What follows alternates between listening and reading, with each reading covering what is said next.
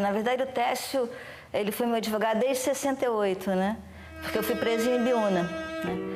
E o Técio era muito jovem na época, quer dizer, ele era amigo nosso, ele era praticamente da mesma turma, um pouco mais velho que eu, mas era assim, praticamente da mesma turma, da mesma, assim, ligado inclusive à mesma organização, quer dizer, com amigos da mesma organização e tal.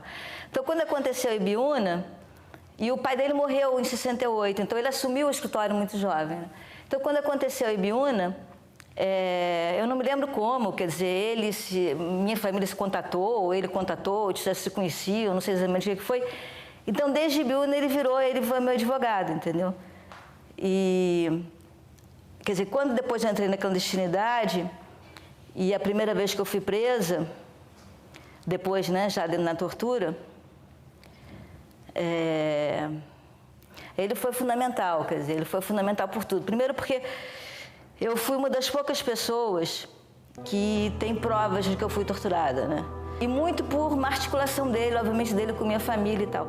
Porque eu fui presa e fui levada para o decório, fui muito torturada e tal, não sei o quê, quase perdi a perna, por causa do pau de arara e tal, não sei o quê. Perdi a musculatura toda e tal. E aí fui levada para a Bahia. E na volta, voltei a ser torturada e tal. E aí o Técio conseguiu, quer dizer, isso é que foi muito raro, que eu fosse levada à auditoria, porque eu já respondia processo. E foi uma confusão que eles conseguiram fazer. E, de repente, essas coisas que acontecem na ditadura, que depois você fica se perguntando se foi circunstância, o que foi. O Técio conseguiu me levar para a auditoria militar, ainda no período de isolamento. Então, eu tinha o quê? Uns 45 dias, 50 dias, talvez 2 meses de prisão. E fui apresentada na auditoria num estado totalmente lamentável. Mas, assim, totalmente lamentável. Eu não andava, eu tinha isso aqui aberto, a boca, por causa de choque elétrico com água e tal, na boca, a perna assim, entendeu? Era carregada. E eu tinha 21 anos, né? Então, quando eu cheguei, eu me lembro que quando eu entrei na auditoria, assim, os militares, ninguém teve coragem de me encarar, eles já baixaram a cabeça, entendeu? E foi uma loucura, porque eu estava com a PE inteira atrás de mim.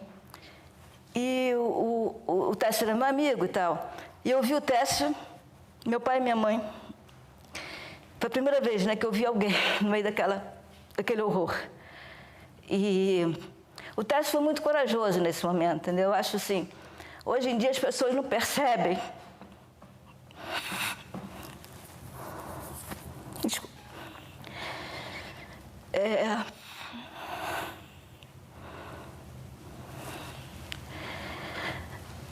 Hoje em dia as pessoas, que eu acho que não viveram a ditadura, não percebem o quanto pequenos atos eram fundamentais, né?